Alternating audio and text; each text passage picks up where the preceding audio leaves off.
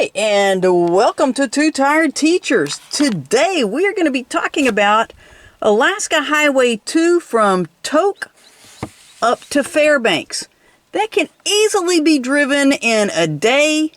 We were tired once we got to Alaska, so we took a little over a week. And we're going to talk about stops at Dot Lake, Delta Junction, and then there is a pond that we stopped at and spent some time. Hope you enjoy. Okay, now that we have actually officially arrived at Alaska, you can see the state is massive, but paved roads, there's kind of an Alaska triangle. When you enter Alaska by road, you're either going to enter on the Alaska Highway, which is this Highway 2 coming up to Tok, or you're going to enter from top of the World Highway, which is what we did, and the border crossing was wonderful. This 28 miles was the worst I've ever driven. It took us hours to drive that, but then down the Taylor Highway was fine. So you're going to enter essentially through Tok. Then you can go up to Fairbanks, down past Denali to Anchorage, and back across to Tok.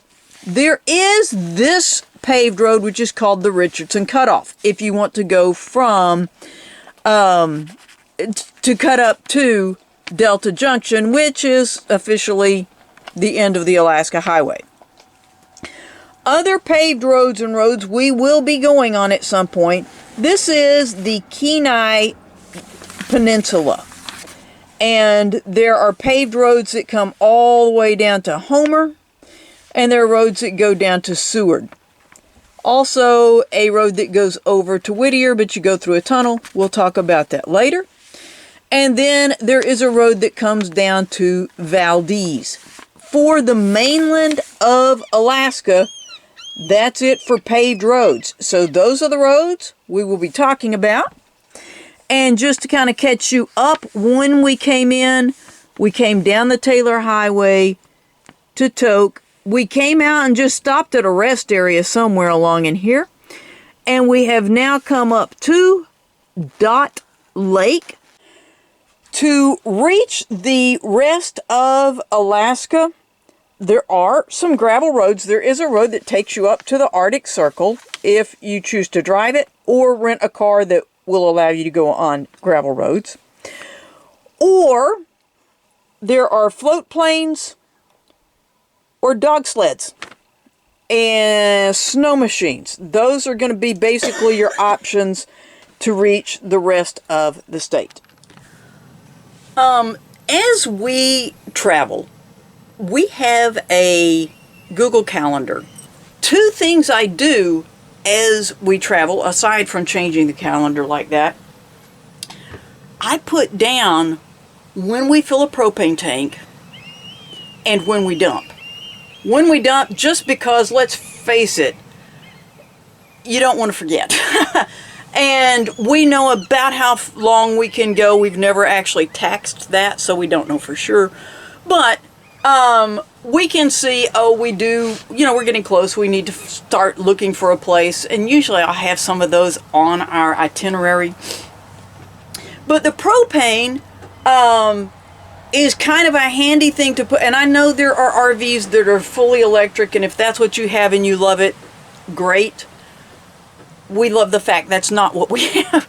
We really like the fact that we have a variety of ways that we can power things. But with the propane, it's a real easy thing to see, wait a minute, we've started using more propane, or that tank emptied a lot faster than it had before. And if that continues to be a pattern, you might want to look for a leak or something like that. So, hi, we're coming at you from Dot Lake. And we came to you last on July 3rd when we entered Alaska.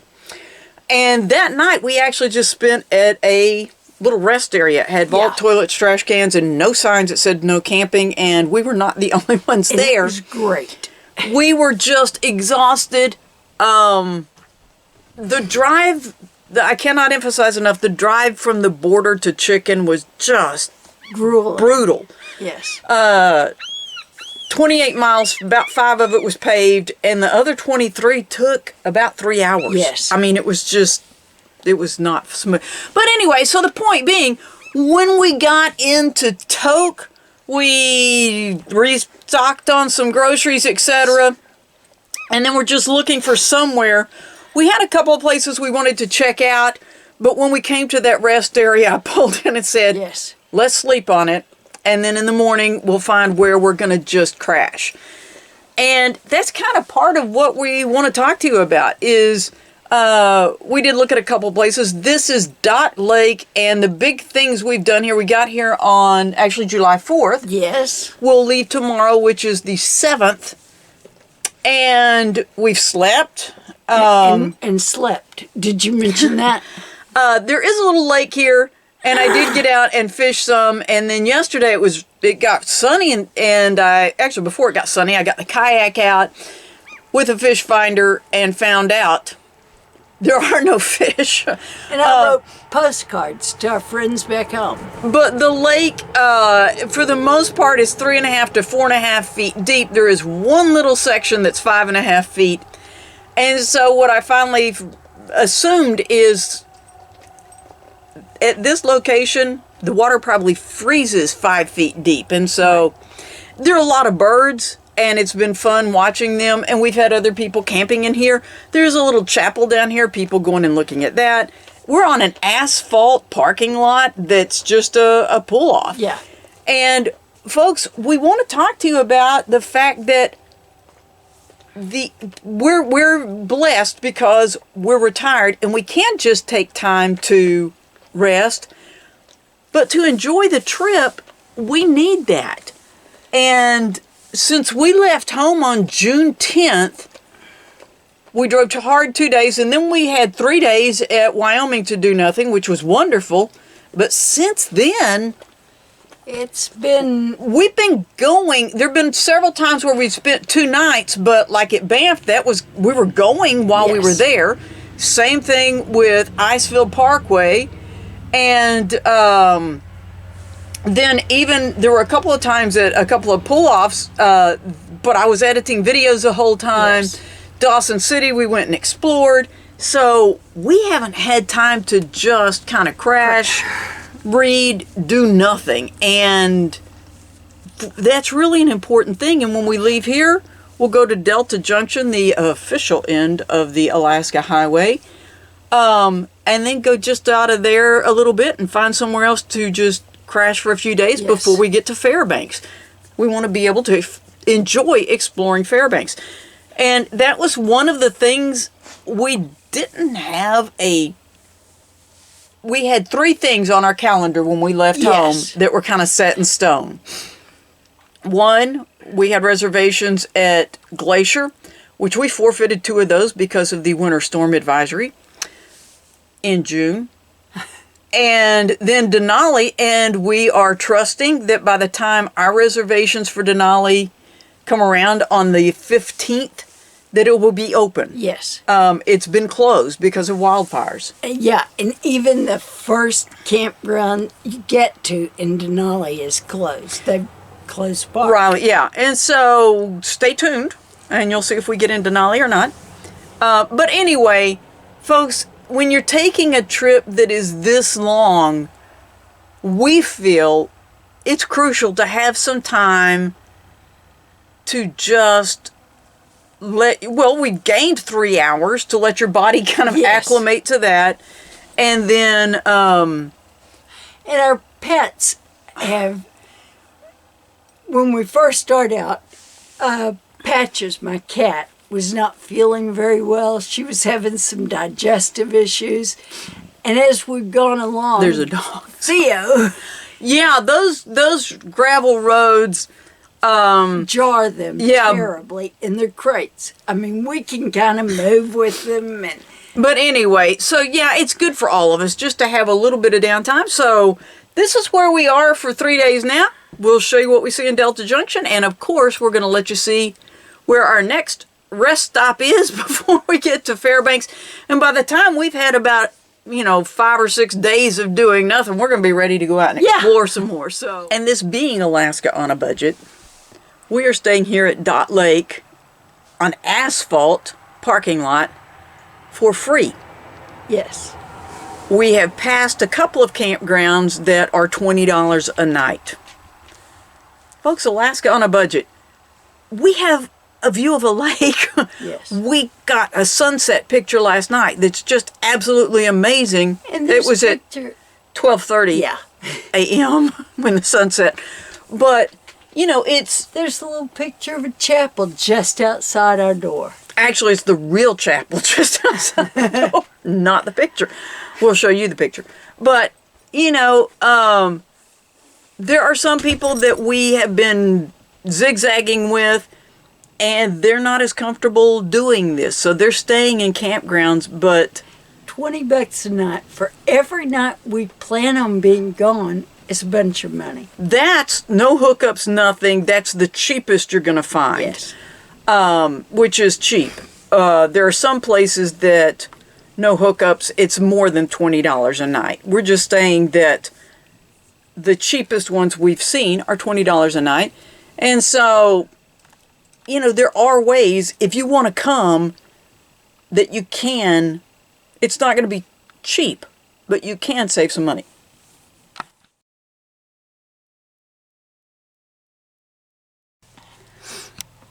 Delta Junction is definitely a place you want to stop at.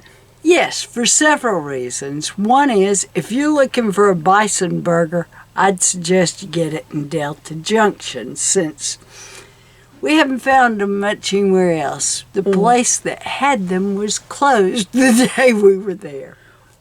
I did not realize that. There was a food truck that had one, but they didn't have free Wi-Fi, and that's what we were really going for. The main reason most people stop in Delta Junction is because it is the official terminus of the Alaska Highway. And there is a big signpost with a big marker saying that it's the end of the Alaskan Highway. But when we were at Layered Hot Springs, soaking in the hot springs, we were talking to some people from there, and the man that was in charge of that particular sign said that they're working on redoing it and everything, and that it's not there. And we told him how long he had to get it fixed before we got through there, and he said, "Oh yeah, I'll get that done." Well, he didn't. He did. But there is a visitor center, and the people there are very, very informative and very nice and friendly. Yes. And they had a sign we could stand and hold, and she took our picture with it. And then also there's a lot of like handcrafted stuff. Yes. There's a man that carves toys, basically wooden toys and stuff like that. Amazing work. Some hand-painted postcards and paintings, etc. There's also a museum in the area. They have some information about the pipeline, and the museum was closed, but we were able to walk around and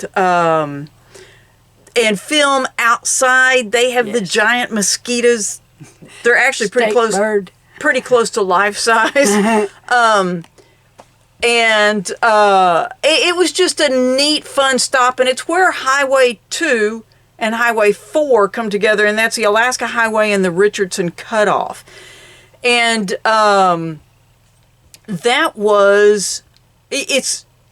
you've arrived. It's like you officially arrived. You've entered Alaska before that, but you actually finished the Alaska Highway there, and we did not film this because it was raining the day that we were there, but there is one of the Torso gas stations where you can, if you fill up with gas, you can get potable water, empty your black and gray tanks. There's a dump there.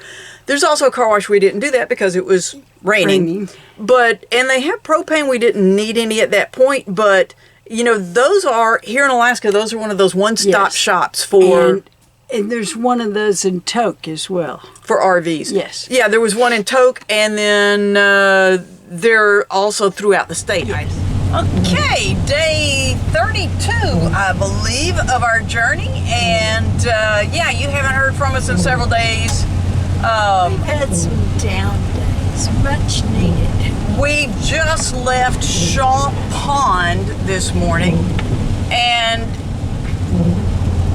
the day we got there, we realized we had some business we had to take care of, and there is no service unless you have Starlink. We have heard that Verizon has better service than T-Mobile, but it's not great. But Starlink, thank you to anyone who has let us get on their Starlink. Yes. But they weren't there, so we had to head up to North Pole, and we'll get there in just a minute. But we've had 4 nights actually, 3 full days at Shaw Pond, and it's one of these just places that's at the side of the road. We have found so many in Canada and Alaska, and folks, it's on a stocked pond. And one night we were the only people there. One night there were 5 other vehicles there with us, sometimes 3, sometimes, it's just varied every night. But I was able to get my kayak out and fish. And folks, I gotta tell you, when you're out on the water and you've got a bald eagle in a tree on the shore watching, it does make you stop and pause. How sharp is that beak and how long are those talons? But, got a 13-inch trout on a stringer and Denali peeking through the clouds in the distance. It doesn't get much better. I'm just pinching myself going, am I really here doing this? This is awesome. But anyway, just having some days to not go anywhere, to just be down. And the pets much appreciated it. Yeah, it's just kind of let's pause, regroup, and now we're ready to explore Fairbanks and Denali. And so, Mylena, your impressions of North Pole? North Pole, I really liked Santa Claus, Illinois better than North Pole, Alaska, and I'm not sure why. I think there weren't as many people. There weren't. And during the week, especially on a weekday, it was very sparse. But North Pole, people had jobs. This is a tourist destination. Yeah, the Santa House Workshop, whatever that thing was, it's a big place for you to spend money, but there were tour buses stopped there. Yes. But the little community, I actually met some people at Shaw Pond that were from North Pole, and the thing is, like, their streets are named Mistletoe and St. Nick Drive and all that kind of stuff.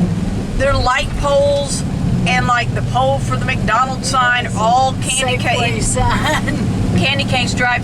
We did pick up a few groceries in Safeway and their Christmas trees, decorating it and stuff. Right now. In July. Yeah. And so, they carry the theme through.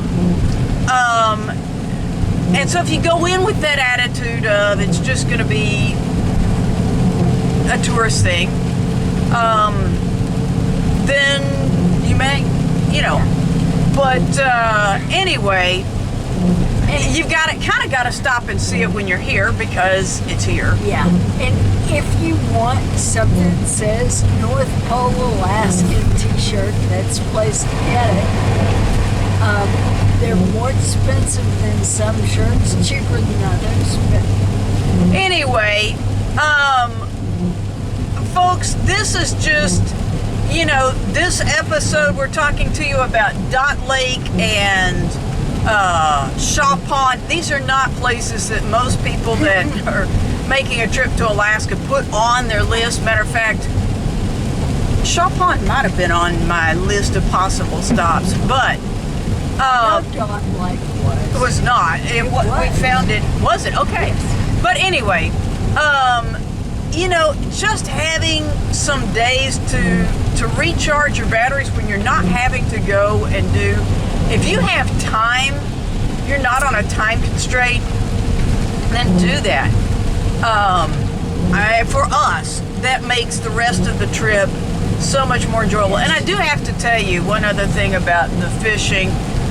In the 2 days that I was out fishing, just had a ball. Caught a total of 7 trout, kept 2. And folks, we've had trout in South Dakota before, but man, this meat looked more like salmon. Yes. And it was good. Very good. It was, yeah, it was, I'm glad we kept a couple. Yeah. But anyway, so this is just kind of this is truly the way we travel. Yes. We've never had this much downtime before, but we've never been on a trip this long. And knowing what's coming up, we're going to just to kind of get you. Next episode is going to be about Fairbanks. Then we're going to be Denali. Then we've got just a couple of little stops before we get to Alaska Mission Salmon Frenzy. And so we know we had a lot coming up and we needed to be rested. Yes. And so this is the reality of it, and resting somewhere different is still part of the journey. Yeah.